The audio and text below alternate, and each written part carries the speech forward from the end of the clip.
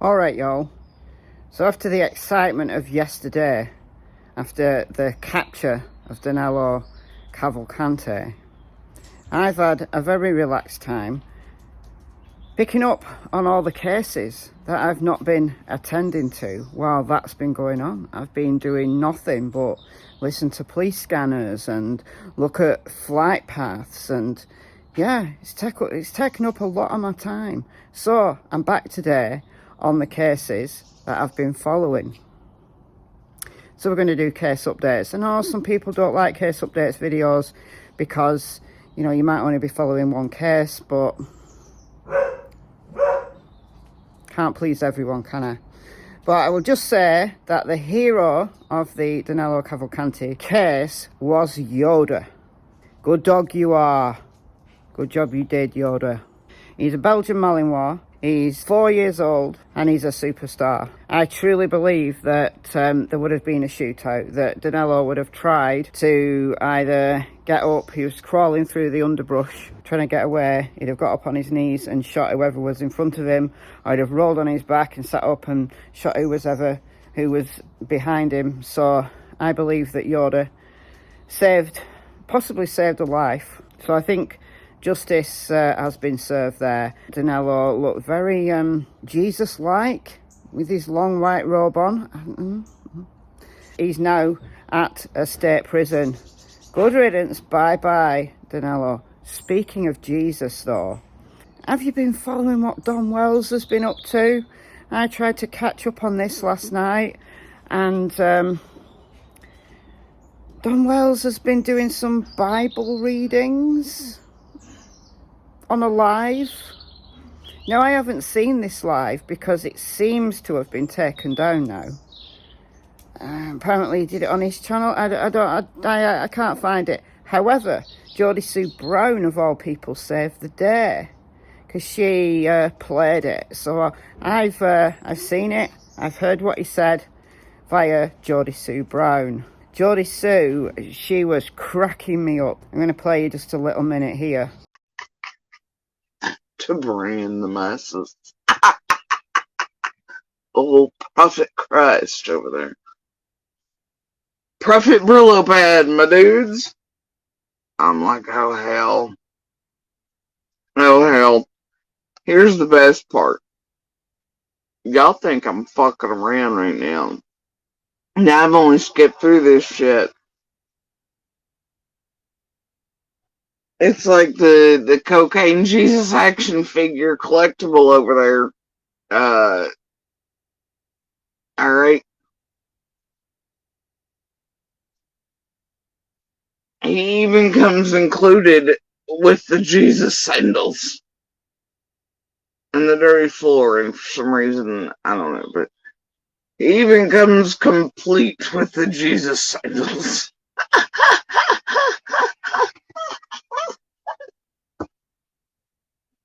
Oh, and I'd love to tell you that's where I fucking straight died. I would. Oh, but here's the best part, y'all. Here's what I noticed throughout the video. This just skipping, okay? And if y'all want, you can go skip it back yourselves. Please don't give Jesus Ben Hill Christ a click, though. Please, God, let Smells run this. Cocaine Jesus, honestly, that's funny. That's going to be Don Wells' name from now on. Cocaine Jesus. I don't know why he did that. I saw Cher's live about the SDA church, and she seems to have fallen out with Don again. I don't know the backstory. I'm missing a backstory. The church people, they're really low down on my suspect list. I mean, everybody's still a suspect, aren't they? But they're pretty low down on my suspect list, I have to say. Don's mad about the SDA church being slighted in this way, but as I said, I don't know the backstory. I don't know the context of why Don Wells was reading from some kind of, I don't know, Jodie Sue said it was a children's Bible book. I don't know. Tell me what went on. Tell me the backstory. Is it funny? I can imagine it's funny. But yeah, Jodie Sue noted that Don was appropriately dressed in his Jesus sandals to be Cocaine Jesus. And oh dear, what was on the table? You clearly see that he's reading from his children's Bible study book. And they're landing on, you know, the big bad USB and the B stuff. What, I don't know. Right? I wasn't paying attention to that. But y'all see what's on the table? Y'all see what's on the table? Anyway, let's get serious. There was a hearing yesterday. I did know this was happening. Didn't talk about it because I was too involved in the search for Danelo. I knew it was happening, but this is a hearing to decide whether cameras are going to be continued in the courtroom in the Kohberger case. So both the defence and the prosecution want cameras removed from the courtroom. Steve Gonsalves, Kelly Gonsalves' father, did an interview with Brian Entin. He wants cameras kept in the courtroom. He wants justice to be served in public. And I've got to say, I agree with him. Like I come from a country where cameras have never been allowed in a courtroom. They allow an artist to draw things in the courtroom, but cameras have never been allowed. And it's only very recently that some judges are now allowing a camera in to film and televise the sentencing. But it's only like high profile cases. So I come from a country where unless you are able to actually get to the courtroom and watch it every day, day in, day out from the public gallery, we have no access. We have no access to the courts. The argumentation that the prosecution and the defence made in favour of removing cameras from the courtroom was really weak. I mean, really weak. I'm not even going to play it to you. It was so weak. And there was someone there from the media coalition, like there's a bunch of media companies who they wanted the gag order lifted, and they're now campaigning to keep cameras in the courtroom for obvious reasons, right? There's a lot of money in it for them, but also there's, you know, public interest, lots of public interest. But when the judge spoke, his argumentation was nonsense as well. Listen to it. Certainly still individual pictures of Mr. Kohberger, but that will continue to happen regardless, Your Honor. Well, sure. I mean, in some ways, it kind of misses the point, because it's the sensationalist sort of spectacle that is concerning. And from one of your, the declaration from TV or Court TV. Court TV. You know, I looked through, you know, all the cases that they filmed, and you know, some of those you could question whether that was a very dignified way to have a trial. And the classic is O.J. Simpson. So they're saying, oh, this is great. This is great work we did, you know, filming this. But if anybody watched any part of that case, it was a circus. So that is one of the concerns. In this particular case, we have a lot of interest, and we have a lot of people that you can't control, that your clients can't control, and they are putting out stuff that is harmful. It's harmful for the case, for this case, for the process to have a dignified trial. That's my worry, and that's my job. So when I have been talking to the media, just kind of, can you back off a little bit? Because I've been very accommodating, and I just start feeling like, can I really trust them to do the right thing? And it's not necessarily the camera people, okay? It's where that film goes and how it is manipulated and how people are, commentators, how they talk about it, okay? How they explain it. And a lot of times it is not very accurate. And I don't watch all this stuff, but I've watched enough to see that how disinformation, misinformation is pumped out there along with the images and with the films. So how do we deal with that? It's not the same media now than it was 10 years ago with social media, for example. I can't control that, you can't control that. I understand that. I mean, it's going to happen anyway. All I wish is that everybody had a little more respect for what we're doing here, because it's not entertainment. It's a tragic issue, okay? And that is what is disturbing to me, personally. So the attorney, I don't know her name, I missed her name, for the Media Coalition, she spoke very well. You know, the judge is concerned about the level of misinformation that's out there and about how O.J. Simpson became a spectacle because it was televised. Well, that was many years ago, right? The media have learnt a lot since then. It's a very different world, right? The social media didn't exist then. It's a very different world. People expect to see justice. And no, it's not a right. I mean, look, I'm not even an American. I'm not an American. It's not a right to have cameras in a courtroom, but increasingly people need to see with their own eyes. And that's why I think all trials should be televised. People need to see it. The world has changed. The world is a very different place now than the time of O.J. Simpson or before that. And removing cameras from the courtroom in this case will not reduce the spectacle of this case. Once a case becomes high profile, it takes on a life of its own. And I think there's a lot of judges who don't realise that. And I don't think this judge realises that. Look, guys, there are certain cases that have always been spectacles. Look at Lizzie Borden from the 19th century. Her trial was a spectacle. There's a bunch I could bring up. Before video cameras, before television, there were certain trials that were absolute spectacles because they take on a life of their own, and I don't think the judge in this case understands that, in my humble opinion. But the Media Coalition attorney spoke really well. Listen to what she said.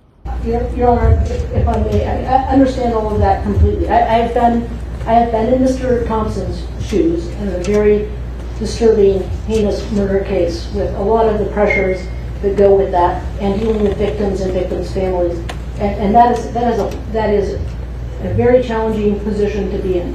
And being able to, I think, Your Honor, having worked in the criminal justice system far longer than I've been in the position I'm in now, I think that in this media day and age, having cameras in the courtroom so that people can see what the proceedings are all about. And so there's at least a source out there that says, this is what happened. And if there was not that, that makes it much easier for the people who are going to disseminate disinformation, for the talking heads who aren't going to be respectful of the process to do that. Because then there's none of the actual footage from the trial that responsible media outlets and responsible consumers of information and responsible online people will be able to get access to. I think, Your Honor, the answer is not less sunshine, it's more. I don't think we can afford to abandon to whoever the guy on X or Twitter was that cut out a portion of one photograph of Mr. Kohberger and then was glad that he got some call out by Mr. Logsdon in his motion. I don't think we can afford to abandon how this case is portrayed visually to those individuals, Your Honor. And instead, frankly, of having pictures in the court, then you just get all the pictures of people going, in and out of the courthouse. But you're going to have the same content, Your Honor. The way to battle misinformation is to provide the accurate information, and the accurate information is what happens inside this courtroom with the cameras positioned in a place that provides the best, most overall perspective of the courtroom, and if there are sensitive witnesses, then the court can give direction and the media will follow that you don't get to film those witnesses. The rule provides you don't get to film the jurors. There are all sorts of sensitivities built into ICAR 45, and the media would ask the court to use those tools rather than saying, no, are not going to allow cameras in the courtroom, we're not going to allow video in the courtroom, because then you just don't get that accurate picture that they can portray out there. And Your Honor, I do think, with all due respect to the comments that Mr. Logsdon made in his reply brief, the members of the media who are in this coalition, who I think are covering this trial, who I think includes the news editor from the Daily Argonaut, from the student newspaper at the university, they are here because they think it's an important public service to cover the proceedings in a criminal matter of such importance to the university, to this community, and I think, Your Honor, really to the state of Idaho. And as I recall from my comments when we were here in June, I mean, this case has affected people all over the state.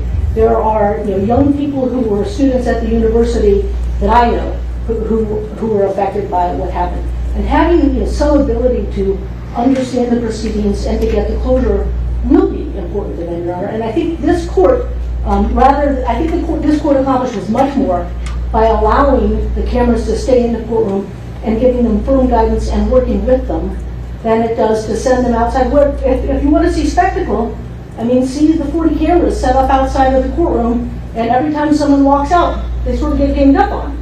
I mean, that, I think, Your Honor, is spectacle. With respect to the O.J. Simpson trial, which is, I think, one of the first sort of highly covered ones, I think the point of that one was to, like, look, you can have camera coverage of these cases, and the person, it's still possible for them to get acquittal. It's not prejudicial in terms of guilt or innocence to have cameras in the courtroom. But I think everybody learned a lot from that trial. It certainly didn't reflect well on poor Judge Ito. It didn't really reflect very well on the prosecutors. There are things that may have been playing to the camera because of that. But I think we all learned a lot from that, Your Honor. And hopefully, changes can be made about where the cameras can be positioned. And there's part of it's the responsibility of the participants in the courtroom, not to adjust their behavior for the cameras. I don't see, Bill Thompson, the late Tahoe County prosecutor, years and years and years adjusting his approach, or Mr. Nye, or the others who are working on this, because there are cameras in the courtroom. So I agree that if you take the cameras from the courtroom now, given that the case has now become very high profile, it's going to increase the level of misinformation rather than decrease it. Because at least with cameras in the courtroom, people who want to, like me, counter misinformation can take clips and say, this is what was actually said. If you've only got reporters doing a write-up afterwards, or you've only got the tweets that they're able to do from the courtroom, there's no way that misinformation can be countered. So I really hope, given this case is so high profile, I really hope the judge doesn't take cameras from the courtroom. I think it will be a really bad move on the part of the judge there, and it certainly won't help stop the misinformation. That's just my view on that.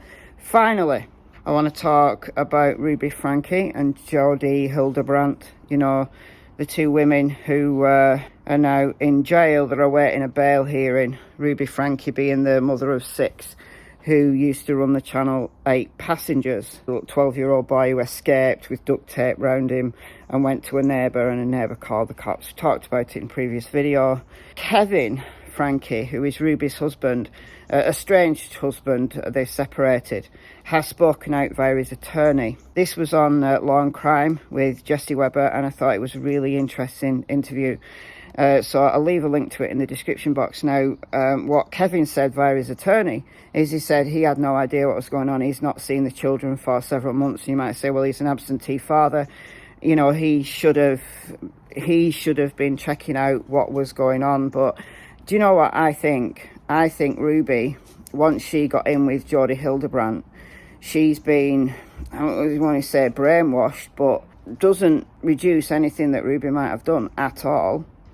And, it's very possible that Ruby and Jodi's defences will play one off against another. One will blame the other. Ruby's already blamed the children, or at least one child.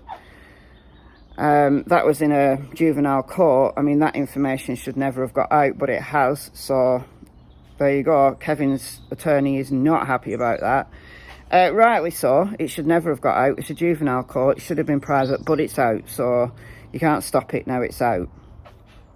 And, you know, Ruby's blaming at least one of her children for this. Or at least, well, anyway, I did a video on that. I think Kevin has been basically shunned and distanced. Now, how hard he's tried to see his kids, I have no idea. You might say he should have tried harder. Yes, he should, probably. Don't know, I wasn't there. You weren't there either. But he just, I don't know, he works. He's probably just assumed that, you know, he's doing his bit of just studying dog poo.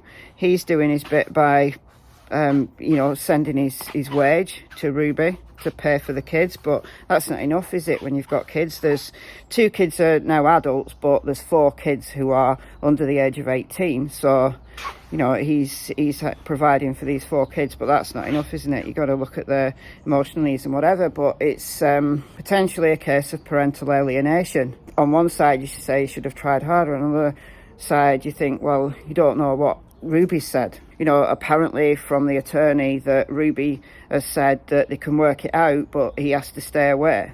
And all he wants to do is work out their marriage, which is a very difficult situation. I can't begin to fathom what went on there behind the scenes, but apparently, according to his attorney, he didn't know anything about this. What was really interesting, though, is that Ruby rang him.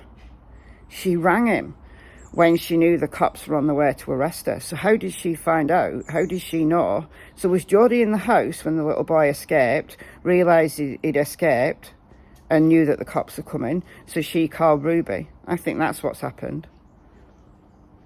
Like, that once Jodie realised that the little boy was out there, and that he's going to go to a neighbour, and he's going to raise the alarm.